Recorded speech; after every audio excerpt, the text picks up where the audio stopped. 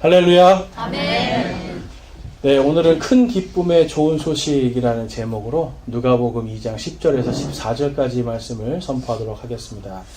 자, 우리 앞뒤자분들께 우리 다 함께 크게 메리 크리스마스로 인사 한번 해보겠습니다. 네, 메리 크리스마스. 네, 메리 크리스마스.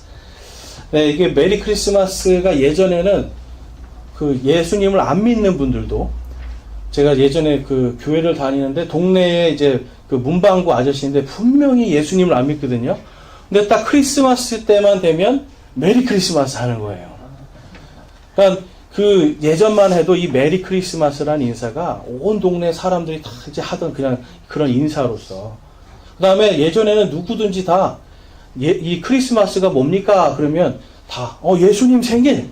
그래서 예수님이 누구신지, 예수님이 태어나셨는지 이걸 다 알더라는 거죠. 저희 아버지도 완전히 무신론자였는데요. 희한하게 크리스마스 때만 되면은 저희 아버지가 이제 TV 명화극장 뭐 이런 거 옛날에 토요 명화 이런데 막 10개도 나오고요. 막 예수님 막 그런 영화들이 막 나와요. 그러면 아버지가 그걸 다 보면서 참 멋있다 막 그러시는 걸 봤어요. 그러니까 뭔가 사람들 마음속에는 이 크리스마스라는 날을 통해서 뭔가 나를 구원해 주신 그 구원자가 누구인가, 이 세상에 정말 그 예수님이라는 분이 누구신가라는 것에 대한 호기심을 갖게 된다는 거죠. 근데 여러분들은 그 호기심을 이제 넘어서 이제 그분을 믿는 분들이시잖아요. 물론 이 중에는 아직 안 믿는 분들도 계시지만 뭔가 그분이 오셨다는 것을 믿고 또 그분이 오셨는데 그분이 누구신가를 또 믿는 거예요. 여러분, 크리스마스는 오늘 말씀에서 온 세상 모든 사람들에게 크고 기쁨이 되는 좋은 소식이다라고 성경은 말씀합니다. 그래서 오늘은 저희가 과연 이 크고 큰 기쁨의 좋은 소식이 무엇인지 좀 살펴보기를 원하는데요. 여러분, 오늘 말씀을 보면서 이 누가복음 2장 말씀을 쭉 보면서 이게 하나님께서 정말 놀라우신 분이시구나라는 걸 느끼게 돼요. 여러분들은 읽으시면서 이게 정말 놀라운 말씀이다라고 이렇게 느껴지십니까? 네. 이게요, 지금 왜 놀라운 말씀이냐면, 자, 보세요, 여러분. 이제 이 누가복음 2장에 보면은 이제 2장 1절부터 보면 하나님께서 그분이 예수님이 태어나시기 한 700년 전, 2000년 전 그때 하셨던 모든 말씀을 다 성취하기 위해서 이 세상의 모든 역사를 다 움직이시는 걸 볼 수 있어요. 여러분, 하나님은 교회에 갇혀 있거나요, 아니면 그냥 하늘 저 먼 곳에 있는 분이 아니라 이 땅의 모든 역사를 다 움직이시는 분입니다. 그분이 여러분들을 위해서 이 땅에 인간의 몸으로 오신 것, 그것이 바로 성탄이에요.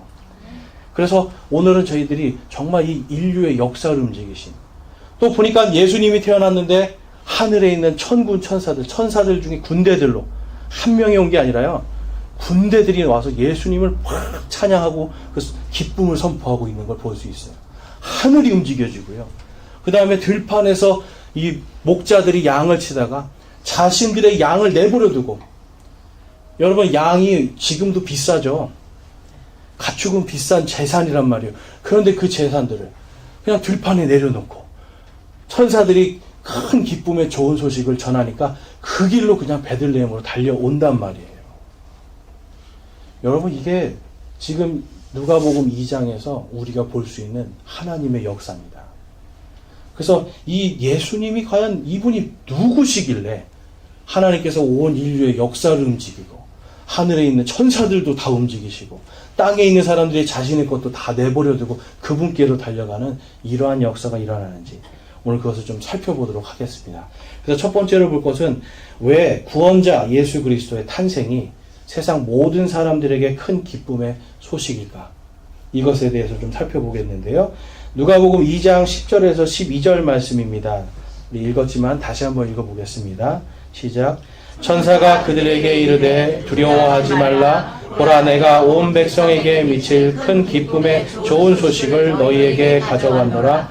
이날 다윗의 도시에 너희를 위해 구원자 곧 그리스도 주께서 태어나셨느니라. 이것이 너희에게 표적이 되리니 곧 너희가 포대기에 쌓여 구유에 누인 아기를 보리라 하매. 아멘. 자, 천사들이 지금 막 동원이 됩니다. 근데 지금 여기가 어디냐면 베들레헴이라는 곳이에요. 베들레헴. 지금 예수님의 이제 의붓아버지죠. 요셉이라는 사람과 예수님의 어머니 마리아라는 사람이 이제 마리아가 임신을 다 해가지고 이제 막달이란 말이에요. 이제 아기가 막 나오려고 하는데 지금 베들레헴이라는 동네로 가요. 원래 이 사람들은 어디에 살던 사람들이냐면 나사렛이라는 동네에 살던 사람들입니다. 이게 이제 누가복음 2장 1절에 이렇게 나오게 돼요. 자, 누가복음 2장 1절에 가보면 그 무렵에 가이사르 아우구스투스가 칙령을 내려 온 세상이 조세 등록을 하게 하였는데 이 조세 등록은 구레뇨가 시리아의 총독이었을 때 처음 한 것이더라. 모든 사람이 조세 등록을 하러 저마다 자기의 도시로 가매. 자, 이게 무슨 말씀이냐면요. 이게 호적과요. 호적 등록을 다시 하고요. 인구 조사를 다시 하고 자신이 원래 살던 곳, 그러니까 자신이 태어났던 곳, 자신의 가문이 있던 곳으로 가서 거기에서 내가 여기에 살고 있습니다를 등록하는 거예요. 그래서 세금을 바치게끔 하는 겁니다. 근데 지금 보면 여기에 가이사르라고 하는 사람이 나와요. 로마의 황제입니다. 로마의 황제. 자, 로마의 황제가 명령을 했기 때문에 어쩔 수 없이 전부 다 자기가 원래 태어났던 자기 가문이 있었던 고향으로 다 가는 거예요. 자, 여러분들은 어디서 태어나셨어요? 다. 네, 대한민국에 태어나셨는데 여러분들의 집안, 부모님들이 계신 동네는 다 어디입니까? 충청북도요. 충청북도, 충청남도도 있고, 광주도 있고, 그렇죠? 네. 지금 우리나라로 치면은 이 로마의 황제가 자, 당신들 부모들이 사는 곳으로 다 가서 거기서 호적 등록하고 인구조사하고 조세 등록해라. 세금 내는 거 등록해라 하는 거예요. 지금 예수님의 어머니가 살고 있던 이 나사렛이라는 동네는 베들레헴에서부터 약 190km 떨어진 데입니다. 190km. 가까운 데가 아니죠? 지금 만삭이에요. 그때는 차가 있었을까요? 마차를 타고 갔을까요? 거의 걸어가거나 아니면 이제 만삭이니까 나귀를 타고 가거나 아무튼 걸어서 가고 한참을 걸어가는 거예요. 190km면 성인 남자도 빨리 걸어야 7일이나 8일 걸리는 거리입니다. 그러니까 지금 만삭의 아내를 데리고 천천히 가니까 열흘 정도 걸렸겠죠. 자, 그 거리를 지금 가는 거예요. 자, 여러분 같으면 어떠시겠어요? 가실 수 있겠어요? 근데 가야 돼요. 안 그러면 죽임당하니까. 갈 수밖에 없는 상황이에요. 아주 절박한 상황이에요. 만삭이라도 거기 가서 해야 되는 거예요. 그래서 가는 도중에 지금 아기가 나올 것 같으니까 여관을 찾아다니고 이러한 일들이 생기는 겁니다. 여러분, 그래서 이제 그 밑에 4절과 5절에 보면 요셉도 다윗의 집과 혈통에 속하였으므로 갈릴리의 나사렛시에서 나와 유대로 올라가 베들레헴이라는 다윗의 동네 도시에 이르러 자기의 정혼한 아내 마리아와 함께 조세 등록을 하려 하였는데 그녀가 아이를 베어 배가 불렀더라. 자, 지금 아주 급박한 상황이에요. 이제 빨리 집에 가야 되는데, 빨리 부모님 댁으로 가야 되는데 도착하지도 못하고 지금 아기가 나오려고 합니다. 그래서 성경에 보면 예수님이 어디서 태어나세요? 가다가 이제 여관들을 두드렸는데 다 방이 꽉 찼어요. 왜냐하면 전국에서 다 모였기 때문에. 그러니까 겨우 찾아낸 곳이 마구간이었어요. 마구간에 갔더니 다 지푸라기만 있고 아기를 누일 곳이 없으니까 말 밥통, 구유를 막 닦아가지고 거기에다가 이제 태어난 아기를 다 올려놓는. 이제 여러분 이런 거는 많이 보시지 않았습니까? 그렇죠? 여러분 지금 하나님께서 이 인류의 역사를 움직이셔서 하나님께서 미리 예언하신 것을 한 번에 다 성취를 하세요. 자, 미가서 6장에 가보면 이런 말씀이 있습니다. 미가서 6장. 이거는 예수님이 태어나시기 700년 전에 쓰여진 말씀이에요. 그러나 너 베들레헴 에브라다야, 내가 유다의 수천 중에서 작을지라도 이스라엘에서 치리자가 될 자가 내게로 나오리라. 그의 나아감은 옛적부터 있었으며 영원부터 있었느니라. 미가라고 하는 대언자가요, 이 예수님이 어디에서 태어나실지를 지금 700년 전에 예언하는 거예요. 유대 땅 베들레헴. 바로 이 유대 땅 베들레헴이라는 곳에 예수님께서 태어나셔야 되는 거예요. 자, 근데 예수님의 부모님들은 어디에 살고 있었어요? 나사렛에서 살고 있었어요. 만약에 나사렛에서 살고 있는데, 지금 190km 떨어진 데 살고 있는데, 부모님이, 야, 이제 애기 여기 와서 좀 낳게 해봐라. 여기 애기 좀 보고 싶다. 불렀으면 지금 막 산딸이 다 되는데 갈 수 있을까요? 없을까요? 대부분은, 아이고, 무슨 그런 소리 하시냐고. 가다가 큰일 난다고. 여기서 그냥 애기 낳고, 나중에 데리고 가겠습니다. 이게 이제 보통이잖아요. 근데 황제의 명령은 어때요? 이건 안 하면 큰일 나는 거거든요. 하나님께서 미리 지금 베들레헴에서 예수님께서 태어나실 것을 딱 예언해 놓고 700년 동안 그 모든 지역, 지금 이스라엘 막 전쟁이 일어나는 그 땅, 거기를 로마가 통치하도록 다 인도하신 거예요. 다니엘서에 가보면 하나님께서 그 지역을 통치할 제국들의 이름을 다 기록해 놓습니다. 다니엘서에 가면 예수님께서 태어나신 이 700년 동안에 그곳에 바빌론이라는 제국이 서고, 그 다음에 페르시아라고 하는 나라가 서고, 그 다음에 그리스라는 나라가 세워지고, 그 다음에 로마라고 하는 이런 나라들이 세워질 것을 하나님께서 미리 다 예언을 하셨어요. 그럼 여러분, 하나님은 인류의 역사를 아시는 분이십니까? 모르시는 분이십니까? 아시는 분이죠. 심지어는 그 역사를 하나님께서 다 이렇게 운행해서 예수님이 베들레헴에서 태어날 수밖에 없게 하신 거예요. 스가랴서 6장 12절에 가보면 이런 말씀이 있습니다. 그에게 말하여 이르기를 만군의 주가 이같이 말하여 이르노라. 이름이 가지인 사람을 보라. 그가 자기 처소에서 나와 자라나서 주의 성전을 건축하리라. 아멘. 자, 이름이 가지인 사람을 말씀하고 있어요. 이름이 뭐라고요? 가지. 이거는 먹는 가지가 아닙니다. 여러분. 야채 가지가 아니라 나뭇가지를 얘기하는 거예요. 나뭇가지. 이 나뭇가지가 히브리어로 넷제르라는 단어를 써요. 넷제르. 이 넷제르라는 말이 이제 예수님이 태어날 당시에 로마 사람들의 쓰는 언어로 하면 이게 나사렛이라는 것으로 바뀌어요. 벌써 예수님이 태어나시기 500년 전에 예수님께서 나사렛 사람이라고 불릴 것까지 다 예언이 되어 있습니다. 자, 나사렛에서 살던 사람이 지금 베들레헴에 와서 아기를 낳았어요. 그 다음에 아기를 낳았으면 다시 어떻게 돼야 돼요? 아기를 낳았으면 다시 나사렛으로 가야 되잖아요. 그런데 보통은 이제 아기가 태어나면 바로 갈 수가 없잖아요. 바로 갈 수 없는 그 상황 속에서 성경에 보면 헤롯이라는 왕이 또 등장을 합니다.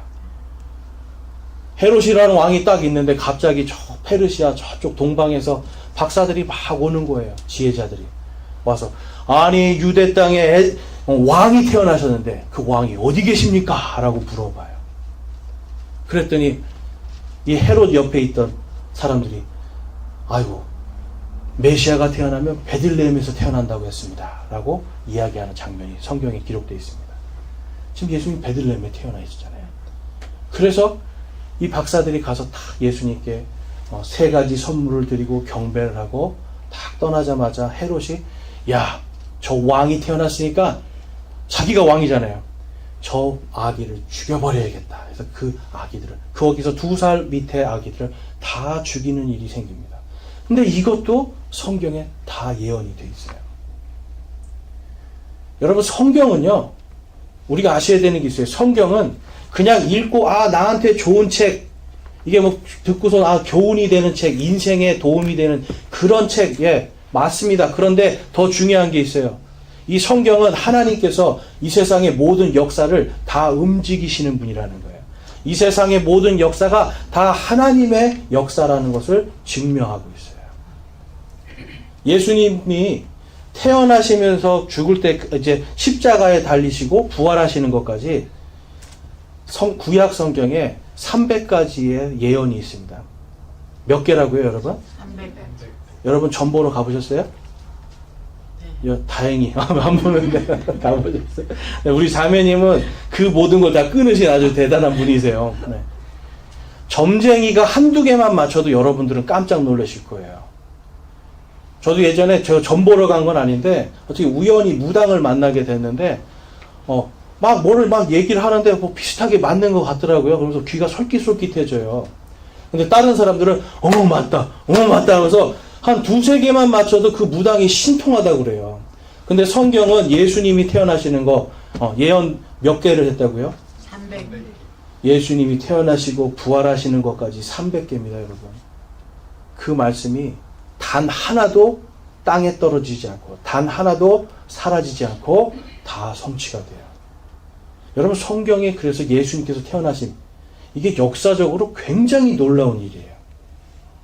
오늘 이런 얘기 처음 들어보실 분 많으실 겁니다. 근데 성경은 여러분 멀리 떨어져 있는 얘기가 아니라 바로 우리의 역사, 현실, 지금 이 시대에도 역사하고 있는 살아있는 말씀이라는 거예요. 이사야서 6장 말씀에 가보면 예수님에 대해서, 이 이사야도 예수님 태어나시기 지금 700년 전 사람이에요. 다음과 같이 예언을 하고 있습니다. 6장 6절과 7절인데요. 우리 같이 한번 읽어보실게요. 보이시는 분들은. 시작. 이는 한 아이가 우리에게 태어났고 한 아들을 우리에게 주셨는데 그의 어깨에는 정권이 놓이고 그의 이름은 놀라우시니 조언자, 강하신 하나님, 영존하는 아버지, 평화의 통치자라 할 것이기 때문이라. 그의 정권과 화평의 번창함이 끝이 없으며 그가 다윗의 왕자와 그의 왕국 위에 군림하여 그것을 정비하고 이제로부터 영원토록 판단의 공의와 정의로 그것을 굳게 세우리라. 만군의 주의 열심이 이것을 이루리라. 아멘. 자, 만군의 주의 열심이 이것을 이루시겠다고 하나님이 딱 말씀하신 거예요. 그런데 여기 보면 이는 한 아이가 우리에서 태어났고 한 아들을 우리에게 주셨는데 라고 말씀하고 있어요. 아들이 태어날 것이라고. 한 아들. 근데 지금 이분이 누구신가, 그 아들이 누구신가 보면 놀라우신 분이라고 해요. 놀라우신 분. 자, 여러분, 예수님이 보면 죽은 사람도 살리고요. 병든 자들이 다 고쳐지고요. 그 다음에 가장 놀라운 것은 예수님이 십자가에서 분명하게 죽었다는 사실입니다. 그리고 더 놀라운 것은 십자가에서 죽으신 그분이 성경 기록대로 분명하게 사흘 뒤에 다시 살아나셨다라는 거예요. 여러분, 부활이라는 건, 부활도 마찬가지입니다. 여러분, 부활이 그냥 성경에만 있는 얘기일까요? 많은 분들이 교회를 다니면서 생각을 해요. 그냥 예수님 부활하셨나 보다. 그냥 그거는 다 종교적인 얘기지라고 생각을 해요. 근데 여러분, 예수님의 부활이요, 당시에 로마 시대의 로마 황제에게는요, 엄청난 일이었어요. 예수님이 딱 십자가에 못 박혀 죽고 무덤에 딱 들어갑니다. 동굴로 된 무덤에. 그리고 한 2톤쯤 되는 돌로 그 입구를 딱 막아버립니다. 그리고 누구도 황제의 명령이 아니면 이곳에 들어갈 수 없다라고 해서 전부 다 거기에 금줄을 다 치는 거예요. 그러면 그 안에는 누구만 들어갈 수 있어요? 황제의 명령으로 허락받은 사람만 들어갈 수 있어요. 그런데 예수님이 부활하실 때 성경에 보면 무덤들이 다 터지고 예수님의 이 2톤 정도 되는 돌이 굴러져 가지고 큰 지진과 함께 굴러서 그 문이 열리고 들어가 봤더니 예수님이 안 계시는 거예요. 여러분, 이게 그냥 그럴 수 있지라고 생각하시지만 여러분, 이게 뭐냐면 만약에 이게 인간이 했다라면 이거는 로마 황제에 대한 반역입니다. 아까 조세 등록만 안 해도 여러분 죽임 당하는데 그 무덤에 들어가지 말아라 라고 봉인까지 했는데 이게 다 그냥 풀어져 버린 거예요. 여러분, 이거는 완전히 유대 땅이 쑥대밭이 되고도 남을 일이었어요. 전쟁이 일어나는 게 그냥 당연한 일이었어요. 그런데 역사에는 전쟁이 일어나지 않았다라고 기록됩니다. 그리고 로마 역사에는 뭐라고 기록되어 있냐면 그 무덤이 비어 있었다라고 말하고 있어요. 그 다음에 예수님을 못 박은 유대인들의 역사에는 뭐라고 기록되어 있습니까? 예수가 십자가에 못 박혀 죽고 사흘 뒤에 다시 살아났다라고 기록되어 있어요. 예수님을 제일 미워하는 사람들이 역사에 기록해 놓는 거예요. 예수가 십자가에서 죽고 사흘 뒤에 다시 살아났다. 여러분, 부활은 그러면 역사입니까? 아니면 그냥 종교적인 이야기입니까? 역사죠. 근데 그것도 성경에 다 예언되어 있잖아요. 이틀도 아니고요. 5일도 아니고 딱 셋째 날 부활할 거라고 성경에 분명하게 기록되어 있습니다. 여러분, 이 모든 것들이 하나님께서 지금 다 인류의 역사를 다 움직이시는 거예요. 바로 그 하나님께서 인간의 모습으로, 아들의 모습으로 태어나실 것을 지금 이사야서 6장은 말씀하고 있어요. 그래서 아들이 태어났는데 그분이 누구신가? 강하신 하나님, 영존하는 아버지, 평화의 통치자라 할 것이기 때문이다 라고 말씀합니다. 그리고 그분이 영원히 이 땅을 다스릴 것을 말씀해요. 여러분, 평화의 통치자라는 거, 지금 우리가 예수님이 하나님이신 걸 알겠어요. 강하신 하나님. 왜냐하면 온 인류의 역사를 다 주관하시는 분이니까. 인간은 그 앞에 설 수도 없는 거죠. 그 다음에 영존하는 아버지. 하나님은 여러분 시간이 없어요. 시간이. 인간은 여러분 보통 언제를 우리가 많이 축하합니까? 우리가 축하하는 날. 보통 생일을 축하하잖아요. 근데 생일을 왜 축하할까요? 생일을 왜 축하할까요, 여러분? 태어났으니까. 근데 태어났는데 왜 축하해요, 여러분? 태어났는데 왜 축하할까요? 인간은 끝이 있기 때문에 그렇습니다. 죽음이 있기 때문에 태어난 것도 태어난 게 기쁜 거예요. 여러분, 생명이 기쁘지 생명이 없는 게 기쁘진 않잖아요. 그렇죠? 여러분들이 이 땅에 살면서 힘들어도 내가 생명, 숨 쉬면서 뭔가 내가 살아있는 게 기쁘지, 내 숨이 다 멎어지고 내가 완전히 죽어있는 상태, 절대로 행복하지 않겠죠. 그래서 인간은 태어난 날을 기뻐합니다.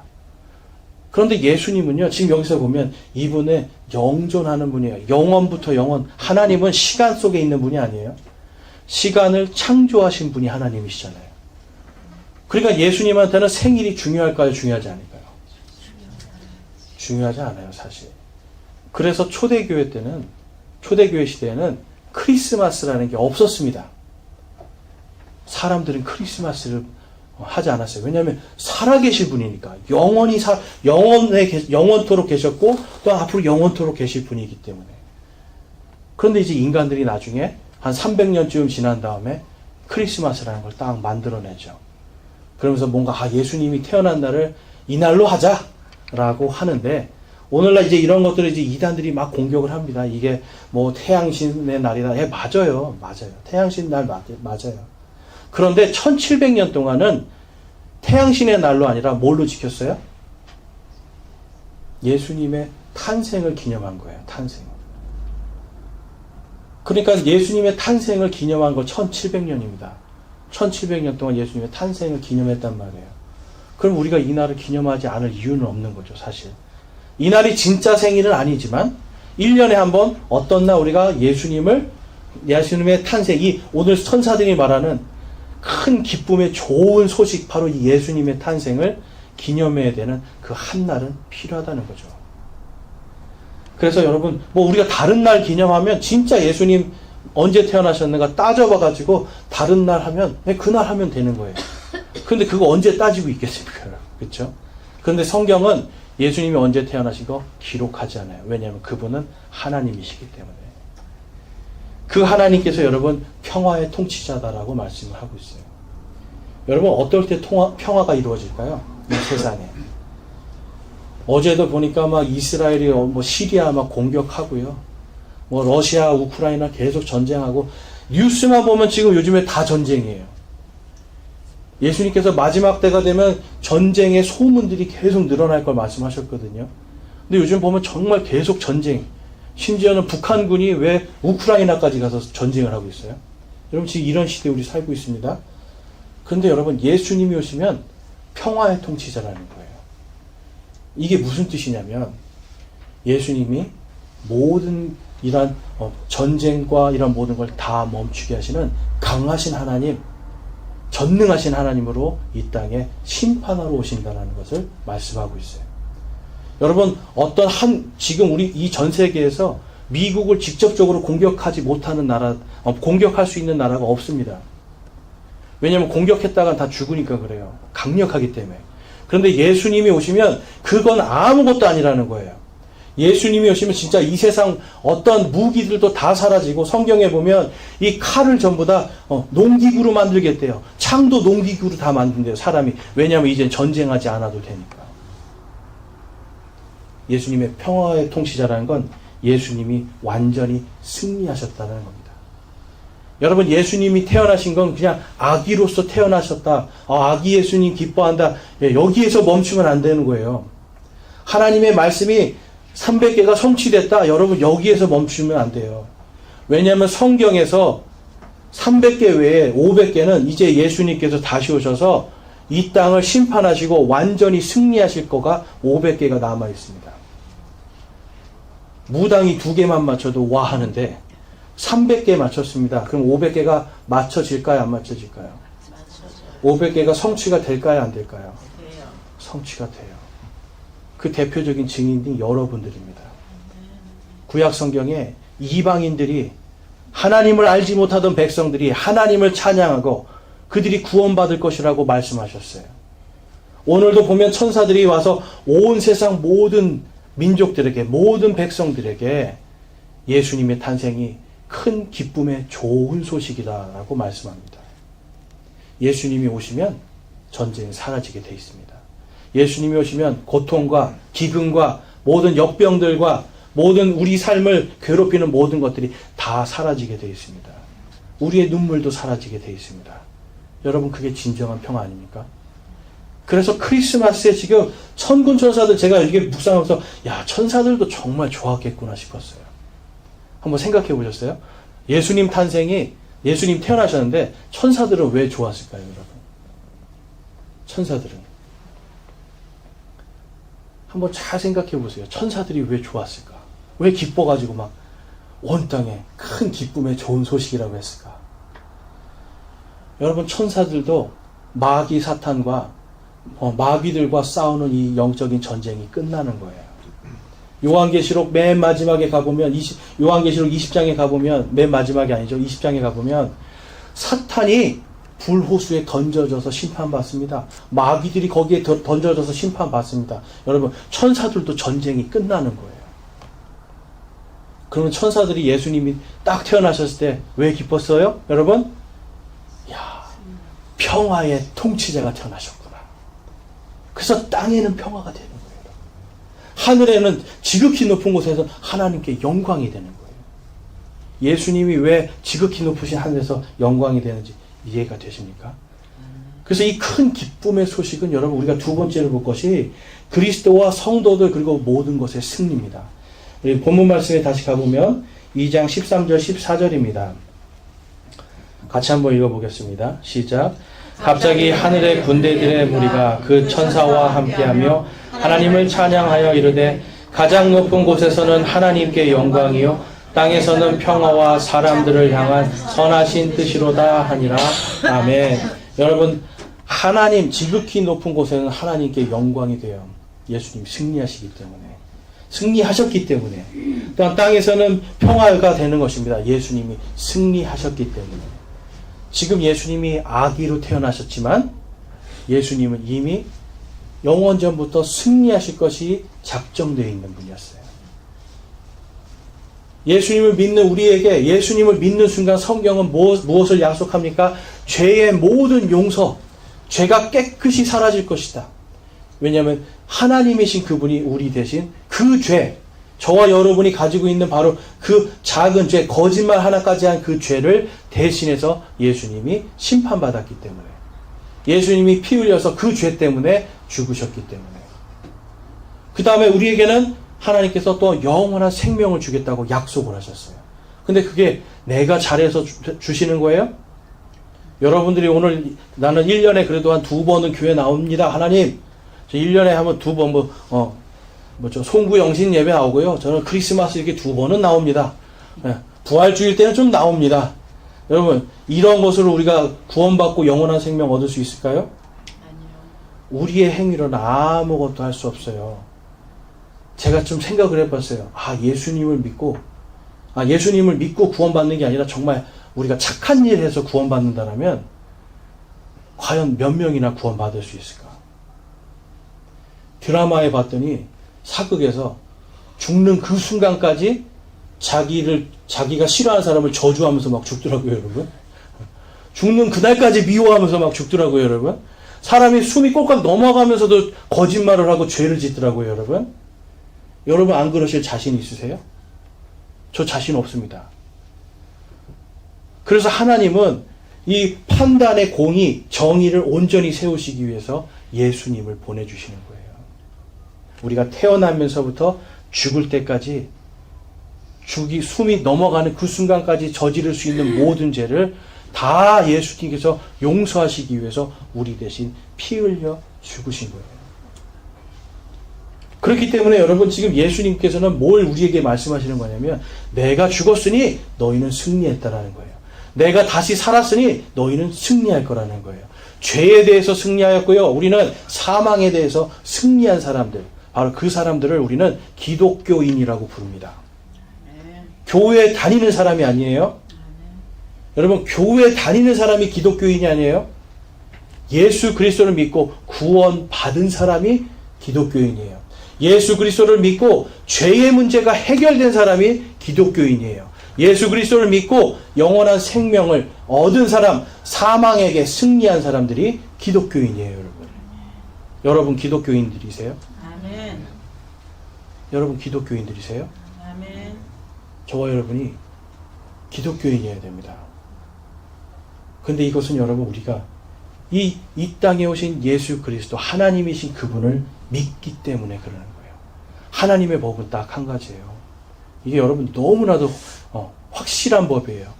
누구든지 그분의 이름을 믿는 모든 자들은 멸망하지 않고 영존하는 생명을 얻게 하리라.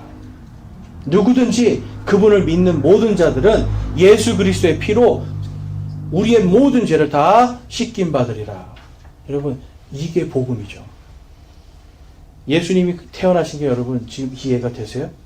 하나님께서 창세기에서도 말씀하십니다. 여자의 씨가 바로 뱀, 너 마귀 사탄의 머리를 밟게 될 것이다. 머리를 밟으면 어떻게 돼요? 뱀이 여러분 죽죠. 완전한 승리를 이야기하는 거예요. 메시아의 이 예수 그리스도께서 왜 우리의 구원자시고 우리의 그리스도시고 우리의 주님이 되실 수 있냐라면 하나님의 말씀이 이분을 통해서 완전하게 성취되었기 때문에. 여러분 우리는 그냥 막연한 거 믿는 거 아닙니다. 그냥 막연하게 기쁘다 구주 오셨네 찬양하고 예수님 태어나신 날인가 보다. 또 어떤 사람은 예수님 태어난 날 아니니까 기뻐할 필요 없습니다. 여러분 인간이 뭐라고 말하든 예수님은 태어나셨고요. 하나님이신 그분이 우리 대신 죽어주셨고요. 그분을 통해서 우리에게 영원한 생명이 왔습니다. 성경 300개가 맞았으면 나머지 성경 500개 다 맞는 겁니다, 여러분. 우리가 그러한 예수님을 믿는 거예요. 하나님은 여러분 지금 우리에게 완전한 승리를 주시기 위한 그 복음의 시작으로서 지금 예수님의 탄생을 성경에 기록해 놓고 있어요. 날짜가 중요한 게 아니라 그분이 누구신가가 중요한 거죠. 데살로니가전서 5장에 가보면 이런 말씀이 있습니다. 한번 같이 한번 읽어보겠습니다. 시작. 너희는 다 빛의 자녀요 낮의 자녀니라. 우리는 밤이나 어둠에 속하지 아니하니 그러나 낮에 속한 우리는 정신을 차려 믿음과 사랑의 흉갑을 입고 구원의 소망의 투구를 쓰자. 하나님께서는 우리를 진노에 이르도록 정하지 아니하시고 우리 주 예수 그리스도로 말미암아 구원을 받도록 정하셨느니라. 그분께서 우리를 위해 죽으셨으니 이것은 우리가 깨어 있든지 자고 있든지 자신과 함께 살게 하려 함이라. 아멘. 여러분 하나님은 우리랑 살고 싶어 하시는 분이에요. 왜 그럴까요? 한번 생각해 보셨어요? 여러분 저는 가끔 그런 생각해요. 하나님 만약 진짜 하나님께서 지금 직접적으로 말하실 수 말해 주신다라면 나 진짜 못 살 것 같아요. 계속 하나님이 따라다니시면서 하지마 이거 하지마 이거 하지마 계속 하실 것 같아요. 하나님 저 못 살겠어요 그럴 것 같아요. 자 근데 하나님은 우리를 긍휼하게 여겨주시는 거예요. 그리고 내 잘못을 이미 예수님께서 내 모든 죄에 대한 값을 치르셨기 때문에 그것을 때로는 놔두십니다. 그렇지만 또 성경에 보면 아들인 자들은 하나님께서 또한 징계도 하신대요. 그럼 징계하신다는 그 말씀을 아는 사람은 죄를 짓다가도 내가 이렇게 살면 안 되지 하고 하나님께로 돌아가는 게 맞죠. 지금 데살로니가에서는 그 얘기를 말씀하실 때 우리는 다 빛의 자녀다라고 말씀해요. 요한복음 1장 12절에서 그분을 받아들인 자 곧 그분의 이름을 믿는 모든 사람들은 다 하나님의 자녀 아들이 되는 권능을 주셨대요. 하나님의 아들이 되는 권능. 예수님이 하나님의 아들이시잖아요. 예수님을 믿는 사람들도 다 하나님의 아들이 되는 권능을 주신대요. 하나님께서 우리에게 우리의 죄를 보시는 것이 아니라 우리를 구원하시기 위한 그분의 모든 역사, 그분의 모든 권능을 다 우리에게 주시는 겁니다, 여러분. 그래서 우리는 빛의 자녀들이에요. 예수님을 믿지 않는 분들은 그 빛을 보지 못했으니까 이 성탄이라고 하는 이 시절에 여러분 예수님의 빛을 보셔야 되는 거예요. 바로 내일이 우리에게 사망의 날일지 모레가 우리에게 사망의 날일지 우리는 아무도 알 수 없습니다. 죄의 문제가 해결이 되고 사망의 문제가 해결이 돼야 진정한 승리자가 될 수 있어요. 예수님은 바로 그 승리를 위해서 이 땅에 오신 겁니다. 그래서 9절에 보면 하나님께서 우리를 진노에 이르도록 정하지 아니하시고 라고 말씀해요. 여러분 성경은 분명히 말씀하고 있어요. 예수님은 분명히 구원의 주님이십니다. 그렇지만 예수님은 나중에 다시 오실 때는 이 땅을 심판하실 것이라고 분명히 말씀을 해요. 자, 여러분 왜 하나님이 심판하실까요? 땅을. 한번 생각해 보셨어요? 왜 하나님께서 심판하실까? 분명히 천국도 있고 지옥도 있잖아요. 그렇죠? 성경에 왜 심판을 기록해 놓으셨을까? 그 이유는 단 한 가지입니다, 여러분. 그 이유는 단 한 가지예요. 그 심판이 두려운가? 그렇다면 하나님을 믿으라는 거예요. 그 심판이 두려운가? 예수 그리스도를 믿으라는 거예요. 그런데 그 심판은 왜 주시냐면 마지막 때 정말 이제 마귀와 마귀들 그리고 그 마귀와 마귀들에게 속아서 죄를 계속 짓고 있는 사람들이 더 이상 구원받을 길이 다 막힐 때 그때는 여러분 세상을 심판하셔야 돼요. 그래서 성경에 보면 마지막에 7년 동안에 엄청난 환란을 이 지구가 완전히 우주로부터 막 해성도 떨어지고요. 지구가 완전히 지옥처럼 변하는 그것을 일으키시겠다라고 말씀해요. 그런데 그때도 말씀해요. 나를 믿고 구원 받으라는 거예요. 이렇게 해도 너희들이 나를 믿지 않겠느냐 하는 거예요. 끝까지 예수님을 믿지 않는 자들에게 결국은 여러분 멸망밖에 없다라고 성경은 말씀합니다. 그렇다면 여러분 무엇을 해야 될까요? 이 성탄에 그냥 기쁘다고 우리 오셨네. 노래 듣고 반짝반짝 빛나니까 좋다. 여러분 이게 아니라 그걸 보면서 예수 그리스도를 믿어야 되는 겁니다. 그 다음에 그 예수 그리스도가 누구신가를 믿어야 되는 거예요. 그냥 종교의 지도자가 아니고 종교의 창시자가 아니고 이분이 진정한 하나님이시구나. 역사를 움직이시고 나를 구원하시기 위해서 벌써 수천 년 전부터 미리 작정하시고 나를 구원하신 사랑의 하나님이시구나를 여러분들이 기억하셔야 돼요. 바로 그것이 여러분 성탄의 진정한 의미입니다. 저와 여러분이 오늘 하나님의 말씀을 통해서 지금 이 자리에 모였어요. 교회 공동체도 우리가 승리한 자들로서 하나님께서 모아주신 거예요. 여러분 승리한 사람들이 교회 공동체에 들어올 수 있는 거죠. 교회 공동체는 교회 왔다 갔다 다니는 사람이 교회 공동체가 아닙니다. 완전히 구원받고 내가 승리했습니다라고 고백하는 사람들이 교회 공동체로 들어오는 거예요. 아멘. 여러분들 구원 받으셨습니까? 아멘. 오늘 죽어도 여러분들이 천국에 갈 소망과 확신이 있습니까? 아멘.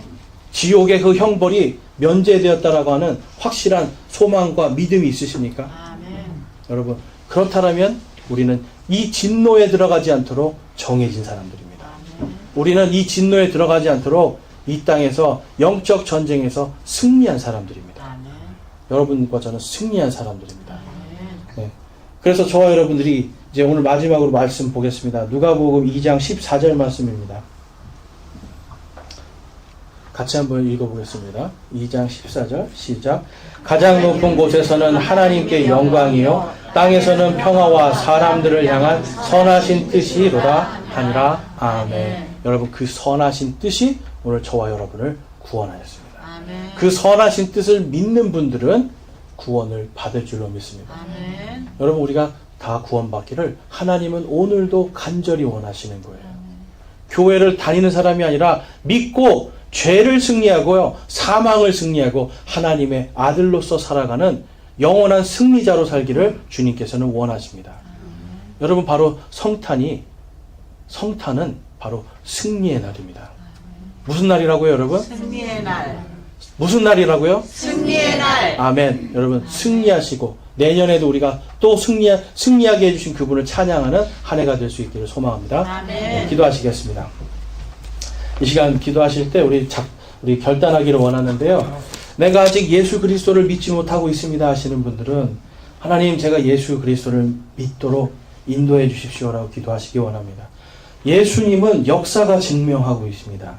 역사를 믿지 못한다라고 한다는 건 여러분들의 그 마음속에 무엇이 있는가를 잘 보시기 원하고요. 오늘 그 역사 속에서 살아계신 하나님께서 이 땅에 태어나시고 우리에게 나를 믿고 구원받으라, 영원한 생명을 얻으라, 죄와 사망에게 승리하고 나와 함께 살기를 원하노라라고 말씀하고 있습니다.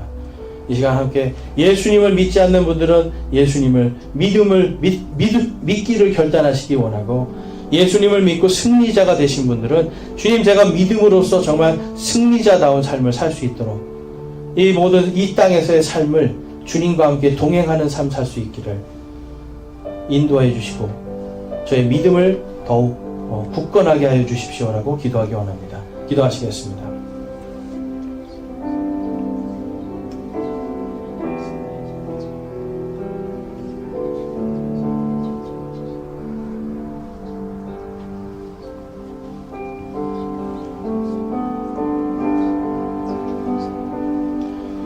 오늘 말씀을 통해서 내가 지금까지 예수 그리스도를 믿지 않았는데 내가 그분을 믿고 구원받고 싶습니다.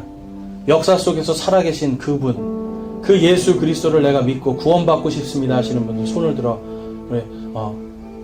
손을 드시기 원합니다. 나는 예수님을 믿고 구원받고 싶습니다. 예수 그리스도를 믿고 내가 천국에 가기를 소망합니다. 영원한 생명을 내가 얻기를 소망합니다 하시는 분들 손을 들어 마음을 드리기 원합니다. 아멘. 손 내려주시고, 여러분의 손 드신 그 마음이 성경에서는 마음으로 믿어 의에 이르고 입으로 시인하여 구원에 이르느니라 라고 말씀합니다. 그 말씀이 오늘 성취된 줄로 믿습니다. 또한 이 시간 내가 정말 예수님께서 나의 하나님이시고 나를 승리로 이끄신 분이심을 내가 믿고 이제는 세상을 바라보는 것이 아니라 주님을 바라보며 승리자로 살기를 원합니다. 죄에게 승리하고 사망에게 승리하는 승리자로 살기를 소망하고 결단합니다 하시는 분들 손을 들어 마음을 드리겠습니다. 감사합니다. 손 내려주시고요. 여러분들이 오늘 고백한 그 믿음 주님께서 들으시고 기쁘게 받으신 줄로 믿습니다. 저와 여러분이 모두가 승리자로서 오늘 이 기쁜 날을 함께 기뻐하고 축하하기를 원합니다. 아멘. 우리 다 같이 일어나셔서